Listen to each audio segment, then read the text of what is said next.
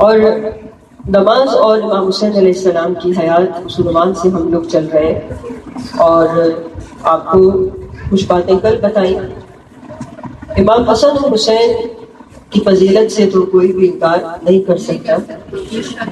بچپنا آپ کا رسول خدا کی شفقت کے سائے میں گزرا اور جو بچپن کے واقعات ہیں امام حسن اور حسین یہ وہ سب کو زبانی یاد ہے, ہمارے بچے بچے کو معلوم ہے. اور ایسی ہستیاں تھیں امام حسن اور حسین ایسی کہ بچپن میں بھی فرشتے خدمت گزار تھے, جھولا جھلانے آتے تھے.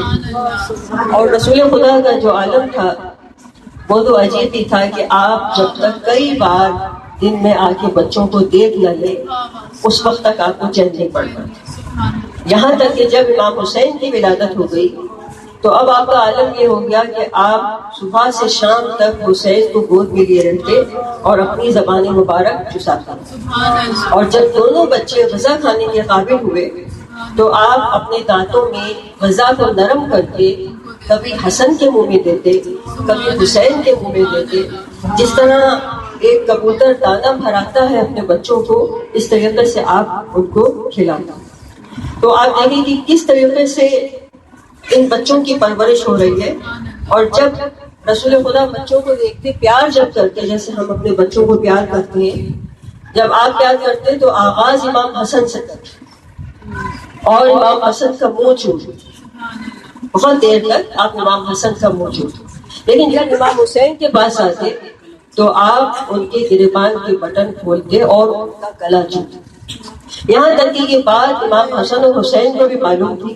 امام حسن کو معلوم تھا نانا میرا منہ چھوڑیں گے اور امام حسین کو معلوم تھا کہ نانا میرا گلا چھوڑیں گے. درود پڑھ لیجیے.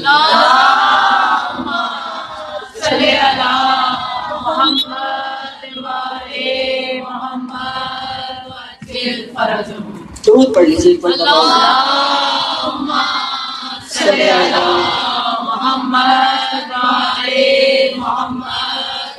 نبی کا خاندان ایک خاندان ہے. دیکھیے ہمارے معاشرے میں ایک مثال سے میں آپ کو سمجھاتا ہوں کہ ایک شخص جتنی شادیاں کرتا ہے اتنے خاندان بنتا ہے. معاشرے میں ہمارے رواج ہے کہ ایک شخص ایک ہی شادی کرتا ہے تو ایک خاندان بنتا ہے. لیکن پرانے وقتوں میں جب زیادہ شادیوں کا رواج تھا تو کئی خاندان ہوتے تھے, ایک ہی شخص کے کئی خاندان ہوتے. اب ہمارے نبی نے بھی کئی شادیاں کی لیکن خاندان ایک ہی, کیونکہ کسی اور سے اولاد ہوئی نہیں سوائے جناب خدیجہ. تو خاندان جو ہمارے نبی کا ہے وہ ایک ہی. اب اس بات میں کسی کو نہ بحث ہے اور نہ کوئی اعتراض. ایک خاندان پہ یہ عالم ہے اتنا جھگڑا. اگر کہیں 2-3 خاندان ہوتے تو کیا ہوتا. درود پڑھ لیجیے.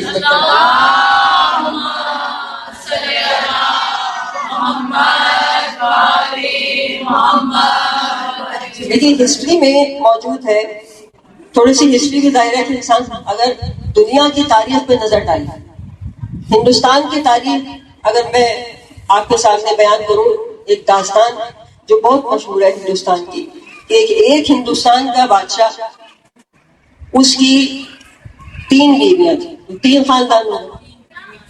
ٹھیک ہے, بڑی جو بیوی تھی اس سے رام تھا, جو رام اور کہانی آپ لوگ اس کی میرا خیال ہے ٹیلی ویژن پہ بھی اسٹار پلس پہ آپ سب لوگوں نے دیکھی بھی ہوگی.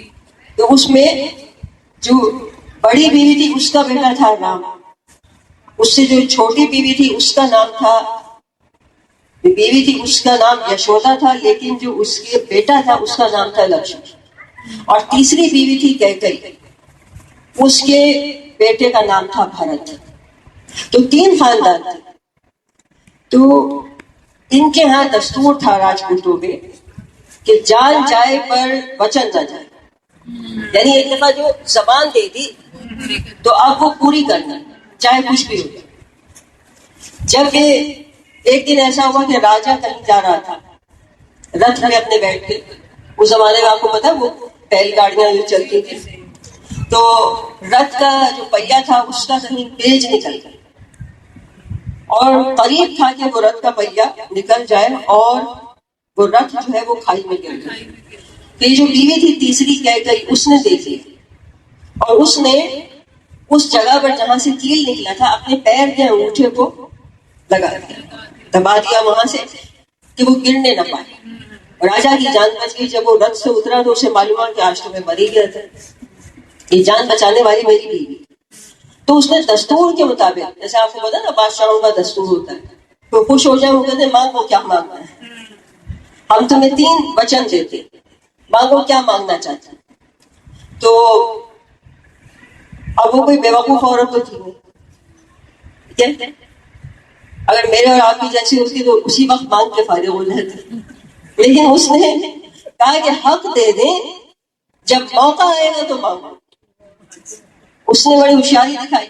اس نے کہا 3 وچن تو آپ نے مجھے یہ دے دیے, 3 باتیں, لیکن جب موقع آئے گا تو میں جب مانگوں. ضرور پڑھ لیجیے, تھوڑے سے آگے آگے ہو جناب.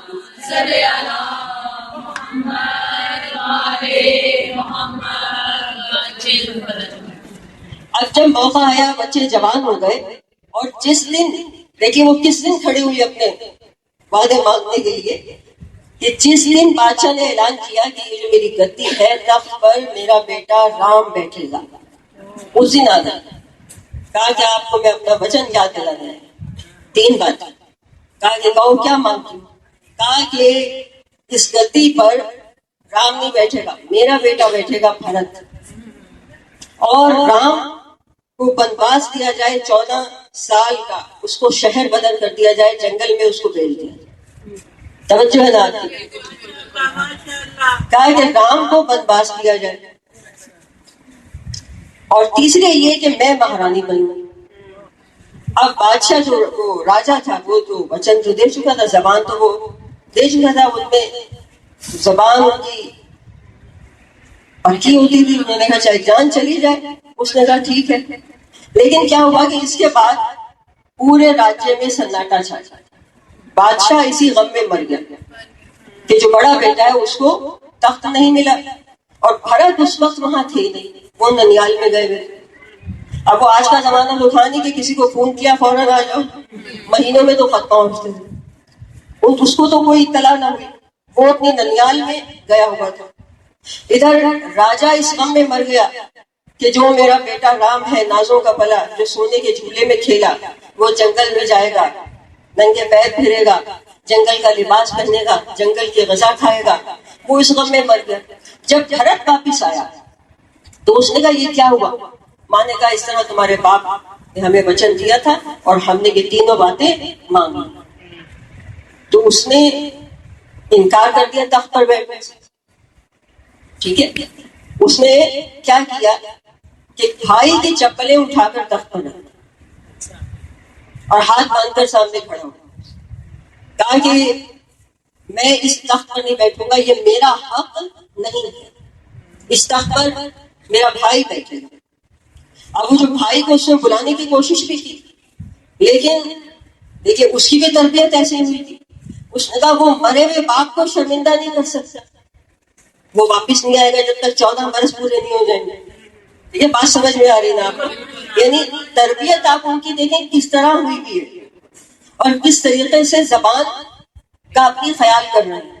کہ ایک بار اس نے کہا میرے باپ نے زبان دی ہے تو اب میں اس کی زبان کو پورا کروں گا, میں بھی واپس نہیں آؤں گا. اب وہ اکیلا نہیں تھا, اس کے ساتھ اس کا چھوٹا بھائی لکشمن بھی تھا, اور بیوی اس کی سیتا وہ بھی تھی.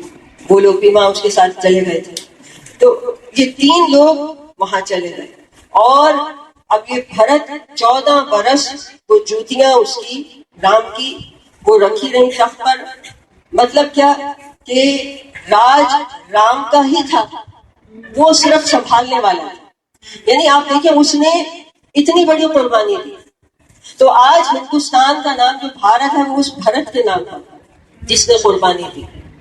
یعنی آپ دیکھیں کہ ایک ایسے گھرانے میں بھی قربانی سمجھ میں آتی ہے کہ جن کا تعلق اسلام سے نہیں ہے, لیکن یہاں لوگوں کو امام حسین کی قربانی سمجھ میں نہیں آتی کہ آپ نے تخت چھوڑا, تاج چھوڑا, لیکن آپ دیکھیں آج راج کس کا ہے.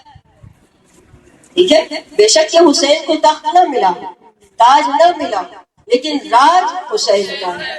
درود پڑھ لیجیے.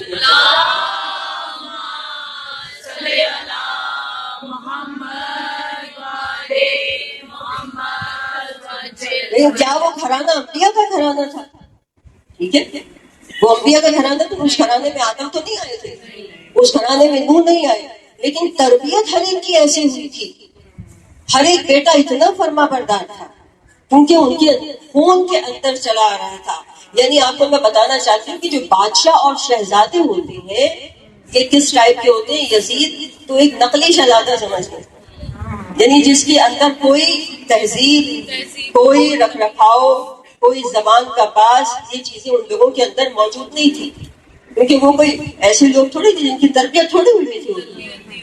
ٹھیک ہے، وہ تو اسلام کو دن بدن کمزور کر رہے تھے، تو ان کی تربیت تھوڑی ہوئی بھی تھی. تو یہاں پر آپ یہ دیکھیں کہ تم تخت پر چاہے کسی کو بھی بٹھا دو، کتنے لوگ تخت پہ بیٹھے، کتنے تاج لگائے گئے، لیکن کیا کسی کے لیے کہا گیا کہ شاہ است حسین، بادشاہ است حسین، دین است حسین، دین پنا است حسین، سردار ندار دست در دست یزید، حقا کے بنا لا الہ است حسین. حسینیت زندہ باد، حسینیت زندہ باد، یزیدیت مردہ باد، یزیدیت مردہ باد.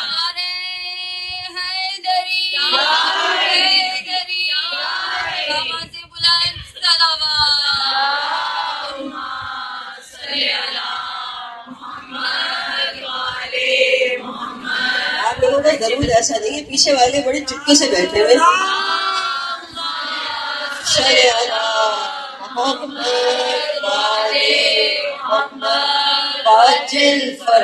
لیکن یہ درود جو ہے یہ آپ کو کہیں سے کہیں پہنچا دے گا اگر خلوص کے ساتھ، دل کے ساتھ، پورے اعضاء و جوارح کے ساتھ پڑھا تو کہیں سے کہیں انشاءاللہ پہنچ جائیں گے. مقدر اگر چمکانے ہیں تو سب مل کے ایک مرتبہ بلند آواز سے دوں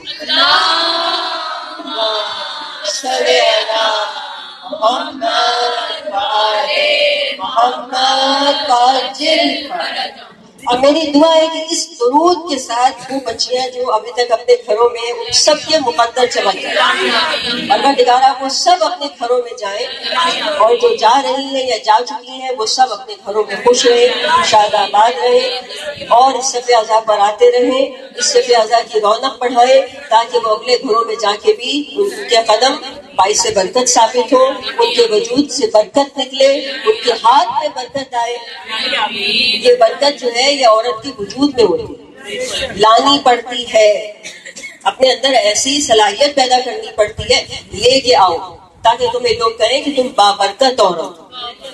ٹھیک ہے، تو یہ تھوڑی سی اس میں محنت کرنی پڑتی ہے نا، ایسے تو درجات نہیں بن جاتے. تو شاہ بھی مرے، بادشاہ بھی مرے، تخت بھی اجڑے، لیکن آج بھی دیکھ لو حسین کا تخت اپنی جگہ پر ہے. تاج ہو یا نہ ہو، ٹھیک ہے، تخت ہو یا نہ ہو، لیکن ممبر حسین کا رہا.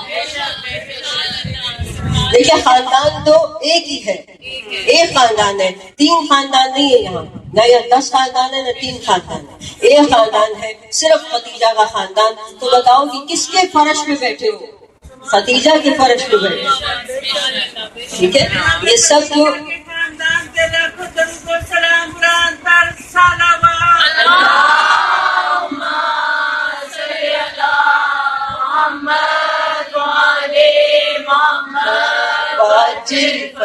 خداوند عالم آپ سب کے مقدر بھولیں. آپ کو جتنی دفعہ بھی درود ایسا پڑھیں گے نا، میں آپ کو دعائیں دوں بچیوں کو خاص طور پہ کہ ممبر سے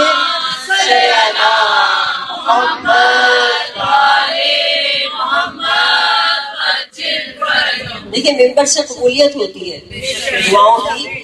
ٹھیک ہے، اور انشاءاللہ دعا یہی ہے کہ پروردگارہ ہمارے بچوں کو جو شیعہ حیدر کردار کے بچے وہ پوری دنیا میں سب سے آگے ہو، کامیابیاں حاصل کریں، قدم قدم پہ پروردگار ان کے لیے سہولتیں اور آسانیاں فراہم کرے. لیکن اپنے بچوں کو آپ درود کی عادت ضرور ڈالیں. جب گھر سے نکلنے لگے انہیں کہیں درود پڑھ لیں، کوئی کام کرنے لگے انہیں کہیں آپ درود پڑھ لیں.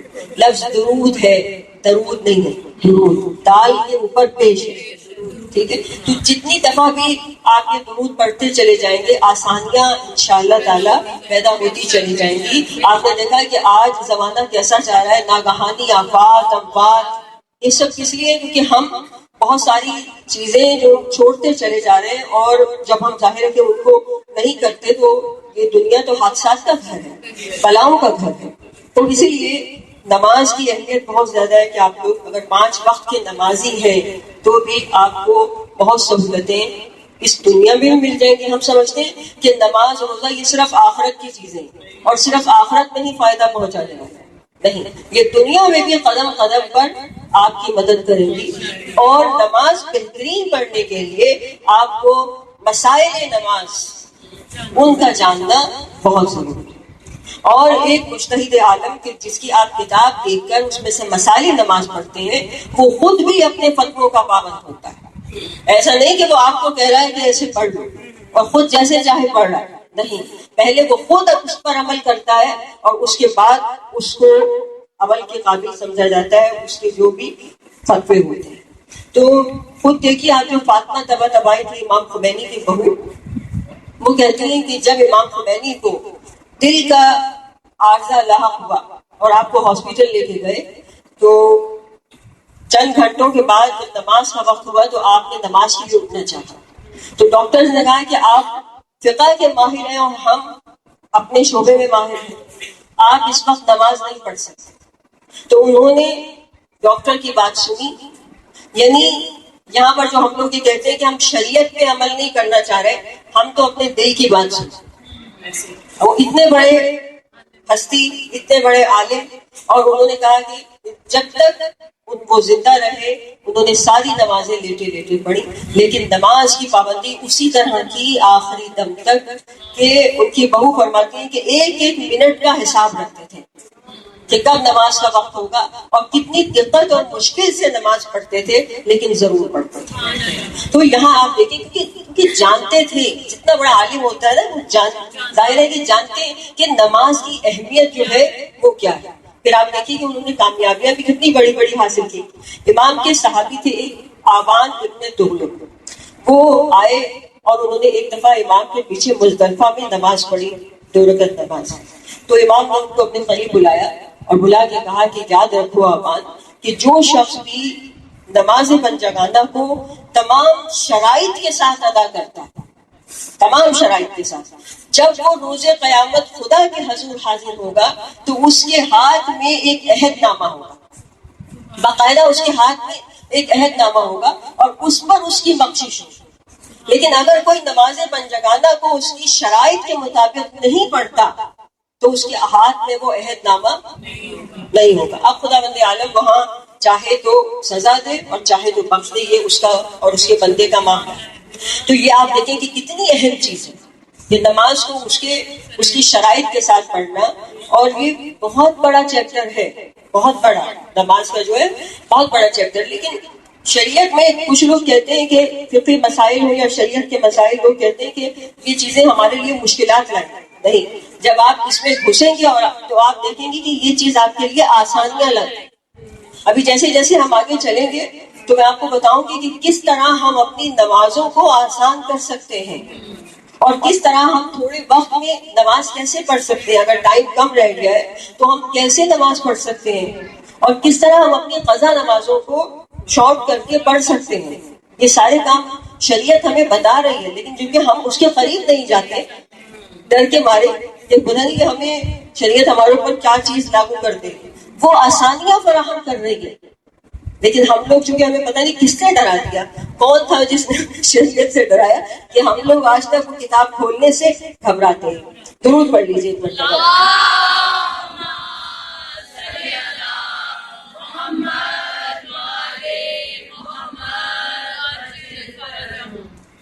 تو آپ یہ دیکھیں کہ مسائل فقہ صرف نماز میں صرف مسائل فقہ نہیں حاصل کرنے بلکہ اس کی اخلاقیات بھی, ساتھ ساتھ اخلاقیات کا بھی چیپٹر ہے. سمجھ رہے ہیں نا آپ؟ ٹھیک ہے, صرف مسائل فقہ نہیں ہے. یعنی بعض اوقات ایسا ہوتا ہے کہ طویل عرصے تک انسان نماز پڑھتا رہتا ہے, 60-70 برس گزر جاتے ہیں لیکن اس کی ایک بھی نماز قبول نہیں ہوئی. یہ رسول اللہ خدا فرماتا ہے یہ میں نہیں کہہ رہی. رسول خدا فرما رہے ہیں کہ بعض اوقات انسان 60-70 برس نماز پڑھتا رہے گا لیکن اس کی ایک بھی نماز جو ہے وہ قبول نہیں ہوگی. کیونکہ اگر اس کے فقہی مسائل ٹھیک ہیں لیکن اگر اخلاقیات کمزور ہیں پھر وہ گیا. ٹھیک ہے نا. یہ نماز دیکھیں یہ پوری زندگی کا احاطہ کرتی ہے آپ کی. اگر ہم صحیح معنوں میں اس کی شرائط پہ عمل کرنے لگے تو صحیح انسان بن گئے.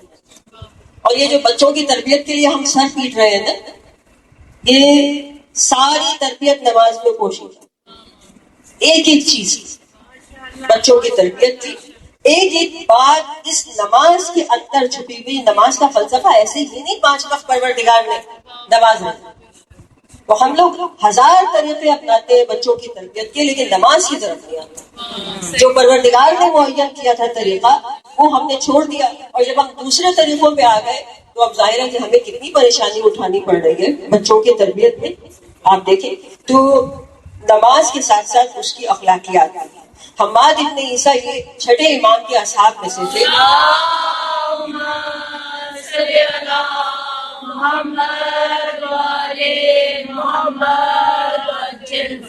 6 امام کے اصحاب میں سے تھے, اور ان کو جو مسائل فقہ کی کتاب تھی وہ زبانی یاد تھی, یعنی ایک ایک مسئلہ ایسا ان کو یاد تھا.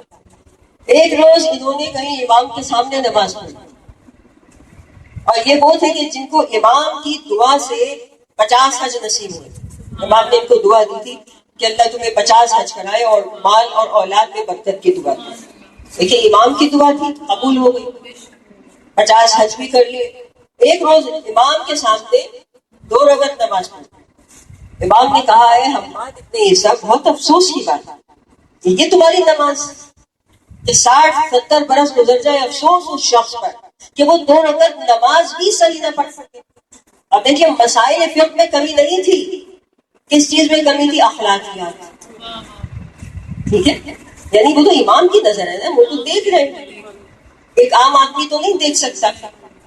آپ میں سے کوئی نماز پڑھ رہا ہو, میں تو نہیں دیکھ سکتی کہ آپ کے اندر کس چیز کی کمی ہے. میں پڑھ رہی ہوں, آپ تو نہیں دیکھ سکتے میرے اندر کس چیز کی کمی ہے, لیکن ایک معصوم امام تو دیکھ سکتا ہے, اور خدا ہمیں دیکھ رہا ہے. ٹھیک ہے, تو یہاں پر آپ دیکھیں کہ اگر ہمیں صحیح نماز پڑھنا ہے تو ہمیں ظاہر ہے, اب یہ نہیں کہ آج سے آپ لوگ جو ہے وہ کچھ لوگ جو ہے وہ بددل ہو جاتے ہیں, ایک دم دل چھوٹا کر لیتے ہیں, اور جو پڑھ رہے ہوتے ہیں وہ بھی چھوڑ دیتے ہیں. یہ آپ کو یہ قبول نہیں ہو رہی. اکثر یہ بھی کہہ دیتے ہیں نا لوگ, دل چھوٹا کر کے بیٹھ جاتے ہیں, اور کچھ لوگ جو ہے وہ سپاہی بن جاتے ہیں, مجاہد بن جاتے ہیں, وہ کمر کس لیتے ہیں کہ ہمیں اس میدان میں کودنا ہے, ہمیں مسائل فقہ کو جاننا ہے, ہمیں آگے کوشش کرنی ہے, اور انہی لوگوں کا ہاتھ اللہ پکڑ لیتا ہے. ٹھیک ہے, جو ایک کوشش کرتا ہے اس کا ہاتھ اللہ تعالیٰ پکڑ لیتا ہے, وہ آگے سے آگے چلتا چلا جاتا ہے. آپ یقین کریں کہ میں اس ممبر سے آپ کو کہہ رہی ہوں کہ پچھلے 2-3 سالوں میں میں نے جو تبدیلی اپنی نماز میں کی, جب سے میں نے نماز کے مختلف مسائل کو کھولا, اپنی غلطیوں کو دیکھا, ٹھیک ہے, اپنی قرت کو ٹھیک کیا, بہت ساری چیزوں کو ٹھیک کیا, تو آپ یقین کریں کہ مجھے اتنا لطف آتا ہے نماز میں, تو اندازہ ہوتا ہے, واقعی احساس ہوتا ہے کہ ہم نے کچھ پڑھا ہے, ہم نے کوئی عبادت کی. پھر آپ کو اب ایک دفعہ اگر صرف آپ اپنی قرت صحیح کر کے ہی نماز میں کھڑی ہو گئی نا, آپ کو وہی اندازہ ہو جائے گا کہ آج میں نے نماز پڑھی. ٹھیک ہے, اگر صرف آپ قرت ہی صحیح کر کے کھڑی ہوئی. دیکھیں کئی جگہ میں نے اکثر, اب انسان کہتا نہیں ہے, لیکن کئی جگہ بزرگوں کو دیکھا کہ صرف ان کا ظاہری لباس ہی ٹھیک نہیں مگر وہ نماز پڑھ رہے ہیں. اب آپ مجھے بتائیں, اگر ایک بزرگ کی عمر 60-70 برس ہے اور وہ اس حالت میں ساری نمازیں پڑھ چکا, تو اگر وہ مسائل شریعت کو نہیں جانتا, اگر بے شعور ہے تو چلو خدا معاف کرنے والا ہے, لیکن اگر وہ شعور رکھتا ہے, اس کے کان میں بات پڑ چکی ہے, تو پھر ظاہر ہے کہ اس کا حساب کتاب ہے. جو خداوند عالم جو ہے وہ اپنی حجت تمام کرتا ہے, جب آپ کے کان میں بات پڑ جاتی ہے تو پھر اب آپ کا وہاں سے حساب جو ہے وہ شروع ہو جاتا ہے. ٹھیک ہے نا, درود پڑھ لیجیے ایک بار.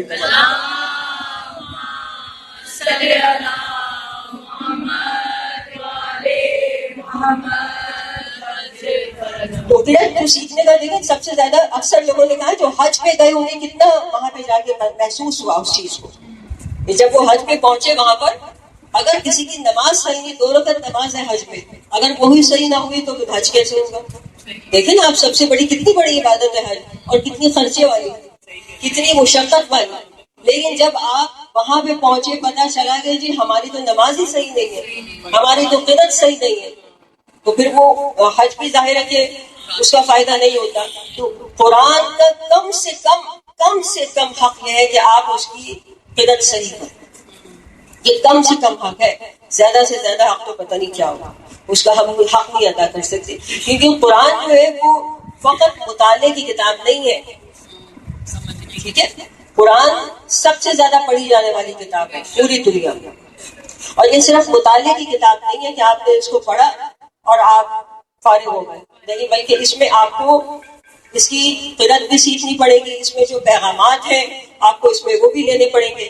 دیکھیں دشمن یہی کہتے تھے جب قرآن آیا تھا کہ قرآن مت سنو وہ کہتے تھے قرآن مت سنو اور جو اس زمانے میں فصاحت اور بلاغت بہت زیادہ تھی جب قرآن نازل ہوا اس دور میں قرآن نازل ہوا تو قرآن کی جو فصاحت و بلاغت تھی اور پھر پیغمبر کی زبان سے قرآن کی تلاوت تو اس وقت جو لوگ تھے وہ ان کے دلوں پہ وہ اثر کر رہا تھا. تو جو بڑے بڑے لوگ تھے اس زمانے کے جو آپ کو پتا ہے معاشرے میں ذرا دادا ٹائپ لوگ ہوتے وہ لوگوں کو منع کرتے تھے کہ مت سنو.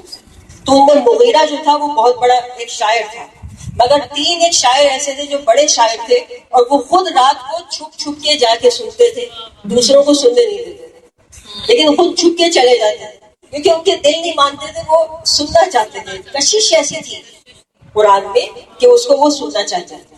تو آپ نے دیکھا کہ جہاں جب اچھی قرت میں آپ کچھ سنتے ہیں تلاوت وغیرہ تو ہمیں اس میں کشش محسوس ہوتی ہے. تو آج آپ دیکھیں 2 گروہ بن گئے.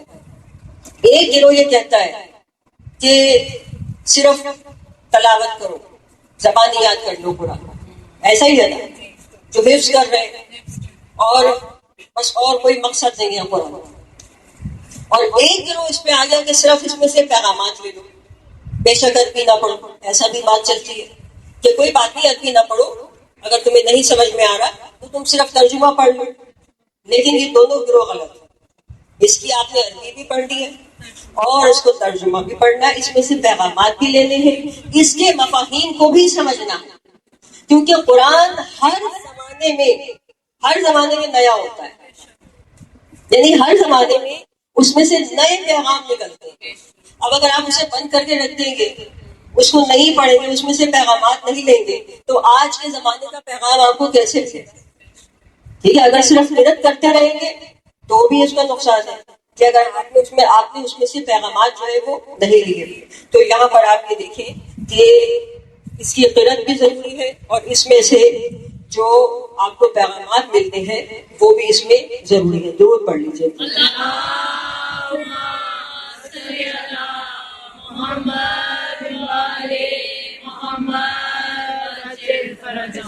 بس اللہ تعالیٰ نے حسین آج محرم کی 2 تاریخ ہے اور جب چاند طلوع ہوتا ہے محرم کا امام کی سواری آتی ہے اور یہاں پر بتایا جاتا ہے کہ کس طریقے سے یہاں بلایا جاتا ہے. یہاں بلانے کی شان اور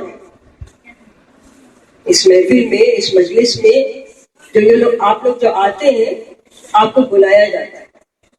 یہی کربلا میں بھی امام حسین نے کس شان سے ان کو بلایا اور یہ ایسے میزبان ہیں امام حسین علیہ السلام کی جو سر کٹا کر بھی آج بھی بلا رہے ہیں.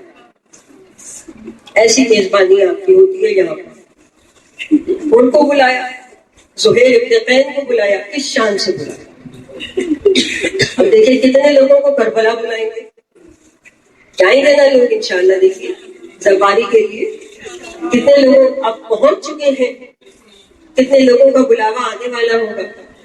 تو اس طرح سے حسین بلاتا زہیر ابن قین وہ بھی حج کے موقع پر موجود ہے اور امام اپنے حج کو عمرے سے بدل کے پہلے نکلے 1 دن پہلے اور زہیر ابن قین اگلے دن نکلے حج کرتا. تو امام کے قافلے کے پیچھے پیچھے ان کا قافلہ چل جاتا ہے. لیکن کیا ہوا کہ یہ ذرا امام سے ہٹ کے چل رہے، ذرا دور رہ کے چل رہے تھے فاصلے سے، کہ کہیں میرا سامنا حسین ابن علی سے نہ ہو. لیکن ایک منزل ایسی آئی کہ جہاں قریب خیمے لگے، تو امام نے حضرت علی اکبر کو بھیجا کہ علی اکبر جاؤ، یہ جو خیمے لگے ہیں نا، جہاں تمہارے نانا کا ایک صحابی ہے، ہمارا دوست بھی ہے، جا کر اسے کہو کہ میرے بابا سلام کہتے. بس حضرت علی اکبر گئے، اور جب زہیر ابن قین کو پتہ چلا کہ حسین کا بیٹا ان کے دروازے پر آیا ہے، تو ننگے پیر دوڑتے ہوئے آ کے قدموں پہ گر پڑے اور آ کر کہنے لگے، صحابی رسول بھی تھے، کہا کہ میں ہوں بہو رسول اللہ کی زیارت کرتا ہوں. حضرت علی اکبر کو دیکھ کے کہنے، حضرت علی اکبر نے کہا بابا نے آپ کو سلام کہا. بس ازاداروں یہ کہنا تھا کہ بابا نے سلام کہا ہے. زہیر ابن قین پلٹ کے واپس آئے، زوجہ سے کہا جا میں نے تجھے طلاق، یہ سب مال و دولت غلام سب لے جا. کہا کہ کہاں جا رہے؟ کہا کہ میں تو جا رہا ہوں اپنے آقا حسین کے پاس، انہوں نے مجھے بلایا. اب اس کی زوجہ کا جو نام ہے وہ ہے دلہم. اس نے کہا میں تو تمہیں نہیں چھوڑوں گی، میں بھی پیچھے پیچھے چلوں گی. میں نے سنا ہے کہ آقا حسین کے ساتھ بھی لوگ ہیں، ان کی بہنیں بھی ہیں، میں بھی ساتھ چلوں گی. اس نے پیچھا نہیں چھوڑا. زہیر ابن قین نے ساتھ نہیں رکھا، لیکن یہ پیچھے پیچھے آ رہا. اور ازاداروں ادھر واقعہ کربلا ہوں گے. امام کا قافلہ کربلا پہنچا، عاشور کے دن واقعہ ہوا. اب یہ دلہم تو پیچھے پیچھے آ ہی رہی تھی. غلام کو بھیجا کہ دیکھ کیا ہوا. غلام آیا، آنے کے بعد اس نے بتایا کہ آقا تو ہمارے شہید ہو گئے، سب مارے گئے میدان کربلا میں. تو دلہم نے ایک قیمتی چادر دی، کیا جا کے اپنے آقا کو کفن دے. غلام وہ چادر لے کر گیا کفن، اور وہ کفن لے کے واپس آ. کہا کیا ہوا، تو نے کفن نہیں دیا اپنے آقا کو؟ کہا کہ کیسے کفن دیتا، وہاں کوئی ایک لاشا تھا، وہاں تو سب بے گھروں کفن، میں کس کو کفن دیتا. تو ازاداران حسین دلہم نے جب یہ سنا تو یہ چلی وہاں آئی میدان کربلا. دیکھا کہ واقعی سارے لاشیں سر بریدہ پڑے ہوئے ہیں، بے گور و کفن. اب یہ چلی واپس آ گئی اپنے خیموں میں. آ کے اس نے پوچھا کہ یہ بتا کہ بیویوں کا کیا ہوا، بیویاں کہاں گئی؟ کہا بیویاں صحرا میں. کہا بیویوں کو احترام سے بٹھا دیا گیا؟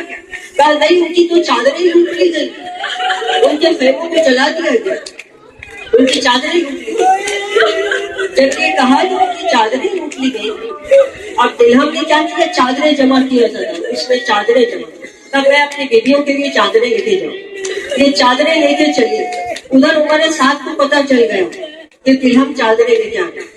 اس نے پہرا لگا دیا، کہا ان کے قافلے کو پیچھے کی طرف ٹھکے. کہا کہ خبردار آل رسول تک چادریں نہیں پہنچنی چاہیے. اب 11 محرم کو قافلہ تو چلا گیا، دلہم کی تمنا رہ گئی. وہ 11 محرم کے بعد آئی، اور اب کہاں گئی؟ اب بنی اسد کی بستی میں گئی، اور ایک ایک مکان پر گئی، اور چیخ چیخ کے کہنے لگی کہ کچھ پتا ہے تمہیں کہ حسین کا لاشا بے گور کفن پڑا، تم اپنے دروازے بند کر کے بیٹھے ہو، تمہیں کچھ پتا ہے حسین کے ساتھیوں کے لاشیں بے گور کفن پڑے. اب یہ چیخ چیخ کے ایک ایک مکان پہ جا کے رو رہی تھی، گریہ کر رہی تھی. لوگوں نے بنی اسد کے خوف سے دروازے نہ کھولے، لیکن چونکہ عورت تھی اور ایک ایک مکان پہ جا کے چیخ رہی تھی تو عورتوں کے دل ہل گئے. بنی اسد کی عورتیں دروازے کھول کے سب باہر آ گئی، آگے دلہم کو گھیر لیا. کہا کہ چلو اگر ہمارے مرد نہیں جاتے تو ہم چلتے ہیں. ازاداروں یہ ساری عورتیں مل کے آئے، لیکن آگے جب دیکھا کہ کسی کی لاشیں پہ سر نہیں ہے تو یہ واپس گئی اپنے گھروں کو، جا کے اپنے مردوں کو پھر للکارا. کہا کہ تمہیں کیا ہو گیا، اپنی سروں کی چادریں اتار کے پھینک دی. کہا یہ چادریں تم اوڑھ لو، ہمیں پھاوڑے دے دو، ہم جا کے قبریں کھودتے ہیں. بس ازاداروں یہ خواتین پھر آئی، اب ان کے ساتھ مرد بھی آئے، اب یہ جلوس بنا کے چلے. تو آپ کو پتا ان کا دوہا کیا تھا؟ یہ جو عورتیں آ رہی تھی ان کا دوہا تھا، ارے ابھی 8 دن پہلے کی تو بات تھی کہ یہاں یہ قافلہ آ کے اترا تھا. ابھی 8 دن پہلے کی بات تھی، یہاں عباس کھڑے تھے، یہاں علی اکبر کھڑے تھے, یہاں حسین کی مسجد تھی. ابھی 8 دن اگے ان کا نوحہ تھا, کہا یہاں حسین کھڑے تھے. حسین نے ہمارے مردوں کو بلایا تھا, کہا تھا کہ آؤ آؤ دیکھو, اگر یہ زمین ہم تمہیں دیتے ہیں تم اس میں زراعت نہ کرنا, ہمارے زائروں کو یہاں پناہ دینا, ان کی مہمانداری کرنا. یہ زمین ہم تمہارے نام کر رہے ہیں, لیکن ہمیں دفن کر دینا, ہمیں دفن کر دینا. اور پھر ہم عورتوں کے پاس آئے تھے اور ایسا کہا تھا اگر تمہارے مرد ہمیں دفن نہ کر سکے تو تم آنا ایک ایک چادر ہمارے لاشے پر ڈال جائے گا. اس کے بعد ہمارے بچوں کی طرف آئے تھے, کہا تھا بچوں اگر تمہارے ماں باپ ہمیں دفن نہ کر سکے تو تم آنا کھیلتے کھیلتے ایک ایک مٹھی خاک ہمارے لاشوں پر ڈال. انا للہ و انا الیہ راجعون.